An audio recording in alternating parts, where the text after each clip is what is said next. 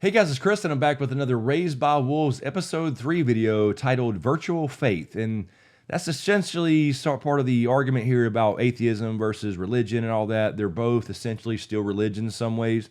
I think that's at least the point they're trying to make is that she has faith that nothing is real because of her programming, talking about mother here obviously, and she don't really know that, and the religionist people don't either. So they're starting to get into some really philosophical type questions here. So I'm really digging this show so far. So let's jump into it.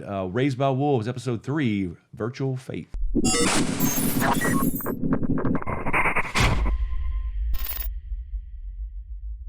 All right, so we start out with this episode with kind of a thing on the screen. This is kind of explains a little bit more about, the ship that came in called the Ark, named Heaven. This is where you find out that the journey takes 13 years and that the inhabitants of the Ark are allowed to move around for 13 years and live among each other in a matrix, essentially, on the holodeck, essentially on the Star Trek Enterprise. So this is where you see Ragnar and his wife getting closer to their child, who they found out they had after they killed the real Ragnar. So there were horrible people trying to save their own asses, but then I came across this child and fell in love with him over these 13 years on this journey. That would be a long, long time. So maybe they'll have that when they go to Mars, when Elon Musk figures that out, because I'm telling you right now, there's no way. If you can't get off of the ship in a floating tube hurtling through space, you're going to damn kill each other. I'm telling you right now, it's just not a good idea. Anyway, the point being here is that you find out a little bit more about the religion, and of course, this prophecy comes back into play in this episode, which I think is really cool, especially in sci-fi,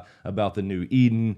And of course, they're leading us to believe that Campion is the, prophetic savior, so to speak, in this story. We'll see what happens there, but at least they're making us believe that, because they kind of outright state it. This Mithraic prophecy essentially states you have this orphan boy on this empty land who will apparently lead his people to the new Eden type of thing. So that's kind of the prophecy. Out of the previous, 5 other kids that died in episode 1 over the years due to radiation poisoning, we find out. So we do get some answers in this as well. Campion's the only one who never got sick, and it makes you start to question, is there something to this prophecy, of course? I think that's a little bit too obvious, honestly, so I'm not really buying that right now.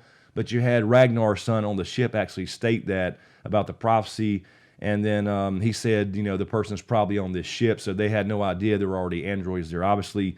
So maybe that's not that obvious. I don't know. To me, it is. To me, it is that it's too obvious. So we'll see what happens. You get some war flashbacks here again, showing you the horrors of war or whatever on both sides. You show where the atheists, they drafted their children into fighting because they don't really have the same morals, I guess. But you're kind of seeing that the atheists are also rethinking their lives, and is there really something bigger going on here? And of course, you have religionists thinking about, is all this bullshit type of thing. So it's going to start to get into that morally gray area, and that's what I really like. But that's what really drives good shows or books or whatever, is, good characters, not just black and white, good versus evil, but morally gray area in there. And I think they're definitely doing that the right way in this show so far. And this is the episode where Mother, all of a sudden she seems to actually give a shit. She goes and flies off, and you think she's going just to attack the, survivors of this, where this Ark crashed, which she made it crash in the first place. So I'm not saying she's good by any means.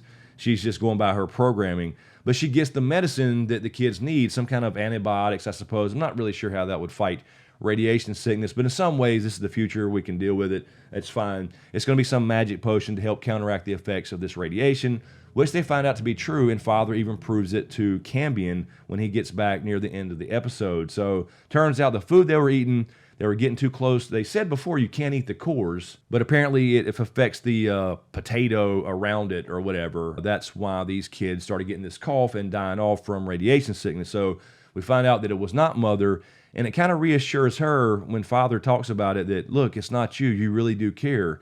You really care about him. It's not some, corrupt programming from your former life as a necromancer. So it makes you start to think, well, I mean, she is doing the right thing. She's just protecting her children in her little establishment, regardless of what you think about her previously. She's trying to do her job. And another interesting thing I think we'll see come back around is this, when she was getting the medicine, she goes out and she chases this android. I don't know why she climbed out of the hole. And again, that hole will come back into play as well. Something is living down there. And she falls into this, damn snake hole I keep bringing up.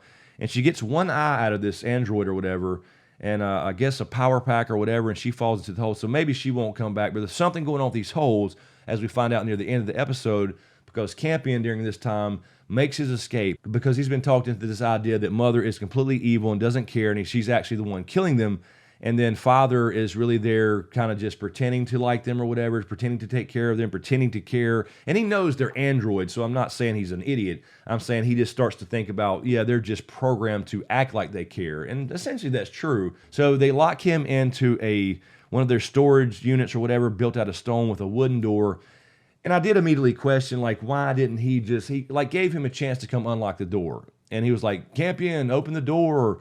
And then counted the 3 down the road after it was a little too late and busted through the door when he could have the instant he was locked in because he's a fucking android. That was an interesting little dynamic, him giving him the chance to kind of redeem himself and unlock him as opposed to him busting out and being the super duper android or whatever. So that was pretty cool and shows you his humanity versus Mother's, where she would have instantly blown the damn roof off the place and screamed at everybody or something. Now, what's really interesting here, and the big twist, I guess you could say, and I knew something was off in episode 1, is when they escape, you have the kid with the mouse, who is Ragnar's son, actually, and that's the whole cool thing about it. This Ragnar son with the little mouse, we'll call him Mouse Kid. He is running around with his group, and he gets lost because he drops his bag and his mouse. He's trying to find it, and he finds one of these damn dolls, like we saw from the little girl in episode 1, who apparently fell in the hole. Now, the thing is, we never actually saw her fall in one of these holes. Now, the doll wasn't exactly like that, but what did he see out in the woods? He saw what looked to be a little girl walking around in the same area where he found this damn doll. So that was kind of creepy, I'm just saying. And I kind of had an idea that this was not the end of this little girl with these big-ass holes. We don't know how they're hitting down there, how they're landing or whatever. So something's up. I think this little girl's still alive, and maybe she has been raised the last few years by something else down there. I think there's another race of people. I'm telling you, it's not just these damn dog-looking things, because they look like they used to be kind of people, but now they walk on 4 legs and they run. So I'm not really sure, but I'm telling you, there's more to these holes, and there's something under there. Even they said it when Ragnar was down there looking in the hole to hide from Mother as she came to get the medicine. The dude had some kind of thing that there will be demons underground when you shine the light on them or whatever. So there's something going on. And Ragnar said himself when they were hiding in this hole from Mother, something definitely lives down here. So eventually, Father does track them down and bring them back home to feed them or whatever and get them, back to health because she brings the medicine. She goes after Mouse Kid and all that good stuff. And then we find this creature attacks Father when she's not there right before she gets back.